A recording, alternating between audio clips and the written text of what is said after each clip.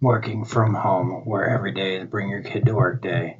It's a jungle out there, and if you don't have the right tools and mindset to balance work, family, and other responsibilities, you may give up. Black Moth Radio gives you the upper hand in starting and managing your ideal lifestyle with your own business, doing what you do best from home. So grab the nearest ink pen and prepare to take notes because this show is jam packed with discoveries, tips, and experiences to help you through your journey. Here is Robin Bull. And welcome back to the Super Sunday podcast. This is part 2 for July the 2nd. We had to break it up into 2 because, hard drive decided, oh, hey, you don't have enough room for this. So I had to save it off onto a flash drive. So, we're back. Where were we? How not to embarrass yourself on the radio. I had mentioned the whole Mexican-y and the Muslimy, Mexican-y and Muslimy, and you had brought up moose lambs. Yes. I mean, we give a lot of crap to politicians and experts and things like that, but here in our great state of Oklahoma. We're always riddled by tornadoes and things like that. And if you're going to be on the news... If you're a regular Joe, it's a little bit different for me. If you're just a regular person. You guys should see the look I'm getting. I think some of them should definitely try to... class it up a little? Yeah. But the reporters could help with that by choosing... Yeah. Telling me that your double wide got knocked over into your cousin's, RV doesn't make me want to listen to you anymore. Just say your home was destroyed. Blew away, whatever. So yeah, just please. And if you are calling into a radio station to talk about some sort of topic, don't go into it all hellfire and brimstone zealot. It's not helping you, because as soon as you do that, especially for me as a listener, I just automatically assume that you are a moron and I don't listen to you anymore. You could be making the best point in the world, and you could be describing to me the cure for cancer, but if you do it like a complete jackass, I'm just going to assume you're a jackass. And it only makes common sense. Yeah, There's another sentence I don't. It only makes common sense. I actually had the pleasure of working for Legacy Fight Alliance this past weekend. He actually does mean the word pleasure. Don't let his excitement that he's containing deep down fool you. He actually had a really good time. Oh, I always do. This is the second time I've worked for them whenever they come to my state. And this is his happy face. Yeah. And we... The post-fight interview they had with somebody, one of his comments was, "I wish I did more better." And I'm sitting here wondering, what in the hell school did you go to that you learned that more better was an appropriate sentence structure? I just think that he's probably been punched in the head too much. They say speech is one of the first things to go after a concussion, so maybe, but... I'm just saying. But it kills me that this is a thing. Yeah. But anyway, so there we go with my spiel on please learn how to use the English language properly.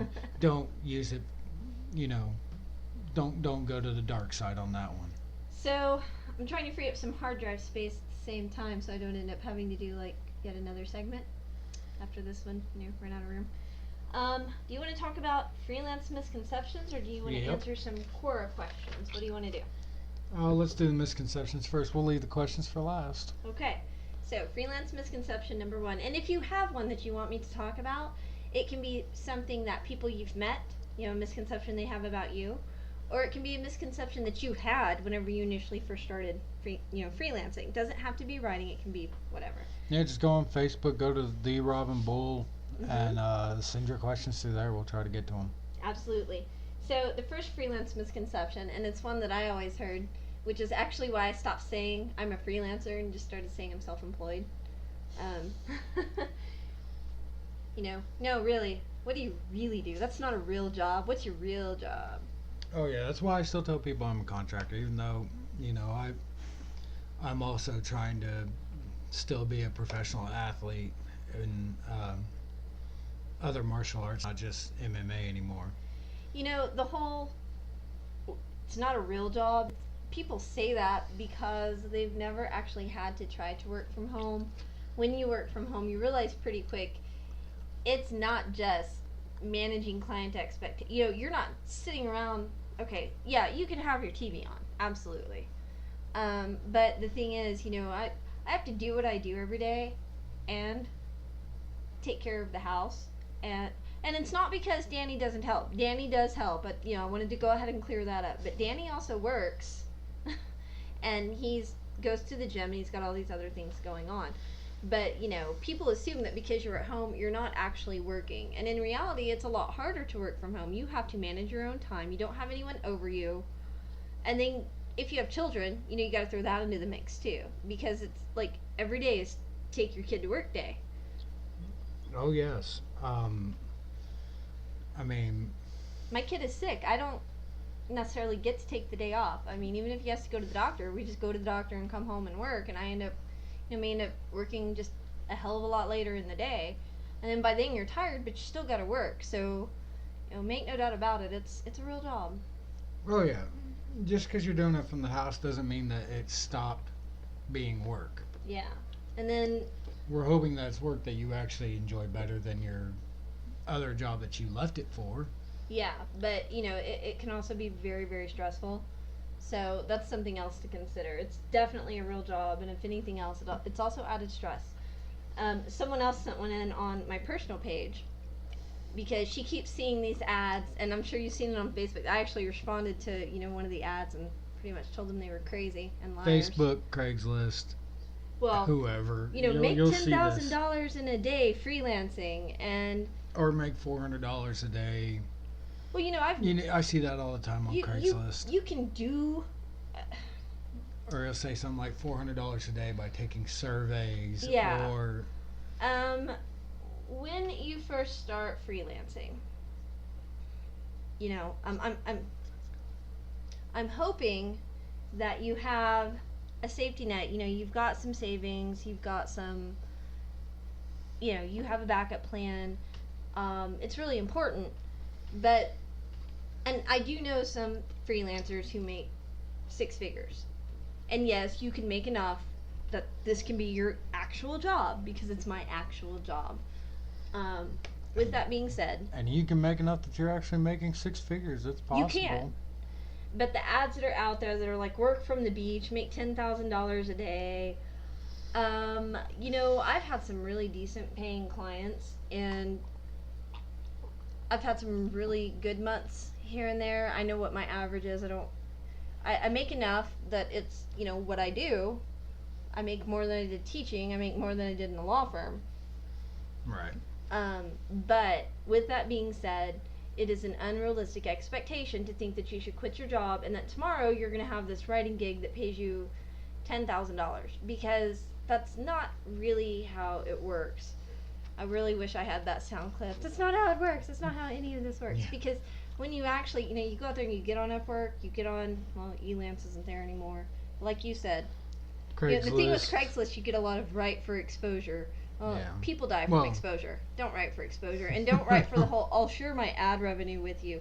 Because here's the deal. If they already had the traffic, where they were making money off their ads, they could have just paid you to begin with. So don't ever, unless they're like your friend and you want to do it, but don't spend a lot of time doing that because you're not going to make any money. But, the $10,000 in a day, just, it's not happening. That's unrealistic.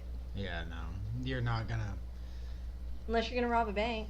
I mean, I guess you could have a freelance writing career and writing bank robbery notes. Yeah. It's probably not going to last long. Counterfeiting, maybe. Maybe. But eventually you'll probably get caught.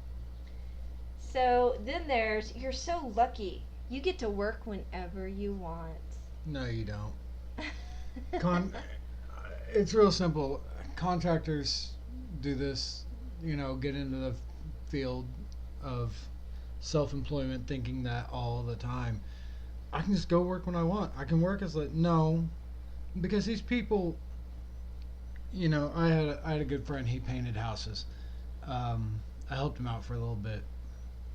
But his deal for doing that is he didn't have to be at work until 10 a.m. But he kept getting clients mad at him because he'd be there 8, 9 o'clock at night and still not be done painting. Yeah, and People don't want you in their house, whether it's a new build, whether it's the house they're living in. They don't want you there that late. Yeah, you got to be available when your clients actually want you there. And like with the painting, when he would repaint a house where there's a family living there, they don't want you there at 8, 9 o'clock at night when they're trying to take care of dinner and, put their kids to bed and stuff. I wouldn't want a total stranger in my house that late. And they definitely don't want you there 10 o'clock in the morning and then, leaving at 4, because at that point you're not getting anything done. Yeah. So realize that you can work whenever you want. There are some serious restrictions to Yes, that. there are, because there are people who do not want you. They don't want you, and even some of your clients I know want their stuff by a certain time on a certain day. Yeah. They want it at their convenience, so you have to work around somebody else's schedule. Absolutely. And actually, to me, that's actually one of the keys to being successful in the freelance industry, is that you have to take your clients' needs and their wants. That goes above pretty much anything else, like it should in any business, because that's actually, you keep your clients happy, they come back. So to some degree, you do get to work whenever you want. Like a lot of my clients don't necessarily have hard and fast. I have some people who want their stuff on Mondays or on Tuesdays, but the reason why they don't give me, I want it by 12 o'clock, is because they know they're going to get it that day, period, and they're going to get it before end of business. And so, Well, a lot of your clients are, you've had them for a little while, most of them. and the new ones that are coming to you are getting this information from other people, most of the time through referrals, and they know just exactly how to work, how it works with you. So, And I always ask the new clients when they come on, okay, so you want this on Tuesday. Do you have a specific time that you need it by? Because that enables me in advance to plan my schedule, plan my day to take care of business. exactly. So no, you don't really get to work whenever you want. You do to some degree, but your client needs to come first. So, Questions. yeah, got some Quora questions. I'll just, because we have so little time that is left. Okay, you're gonna like this one. This is from Quora. I want to start my own business, but my family wants me to stay in college. What should I do? Both. Yeah, that was pretty much going to be my answer. Was start working your business around what you're already doing. Yeah, and Build your clientele. it kind of goes back to that time management thing. If you got a couple hours between a class, spend an hour and a half working on your clientele for your business. But it's going to take some time management, because you're going to have to give up some other stuff. You're going to have to give up some of that Facebook time or some of that party time or whatever time to. You got to get up earlier. You got to stay up later to kind of Right, but build that business. But it's not as difficult. Especially if you're in college, you should already be working on scheduling your time to study. Your time you have to be in class. Mm-hmm. Maybe you've got an instructor who doesn't mind if you're a few minutes late or check out a few minutes early. But I didn't mind if I knew what was going on ahead of time with my students who worked. yeah, a lot of teachers don't. Usually they, the rule I had for my working students is you need to provide me with a copy of your schedule, because it's not that I'm going to necessarily show up and check on them, but I wanted to be able to verify that I'm not being lied to. Exactly. So, and I made them come in and make up the work. So Yeah, and most instructors will do that in college. So go ahead, do both of them. absolutely. And so I'm new to freelancing. How do I know what to charge? And the answer is you have to have a general idea of what you want to make in a year, and it needs to be a reasonable amount. You're not going to make Okay, that Six brings figures, up depending on what you're another doing. another somewhat political thing. For those of you who do live in Seattle and listen to this, I feel sorry for you because when you're starting out, you're not even going to get minimum wage, Seattle minimum wage right now. It depends on what you're doing. Writing, a lot of writing is not, they're not going to give you $15 an hour. And the thing you have to realize, though, is when you're first starting out, you do have to worry about getting feedback, and so you do want to offer an introductory rate on places like Upwork so that you can get that feedback and attract more people. But generally speaking, you need to know what you want to make, and then you basically just need to divide it out. Right. By the months and then by the weeks, all the way down through hourly. And when you get down to the hourly one, you have to think about how many hours per week or even per day that you want to work, and then realize you're going to have to be the one to fill those hours.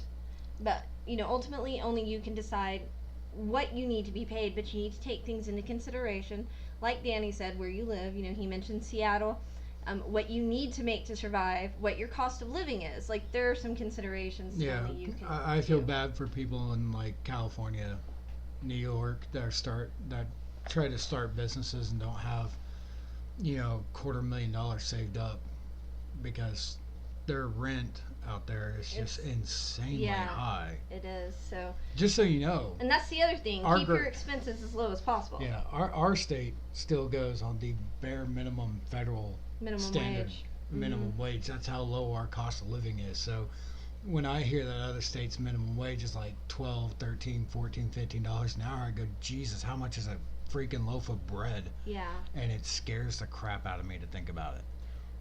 Well, that's really about all the time we have for questions, according to the hard drive space. So, any final parting thoughts for the Super Sunday Show listeners? Because last week, this one was downloaded close to 800 times, so... If you haven't taken a long walk off a short cliff yet, thank you. Glad we could help.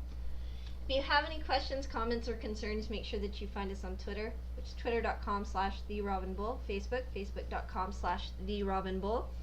If you have an anonymous work-from-home confession, it can be good, bad, or indifferent. Head over to confessionsfromthecouch.com.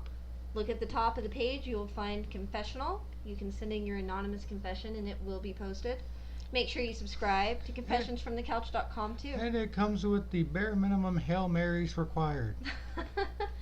We will talk to you guys soon. Thanks for listening.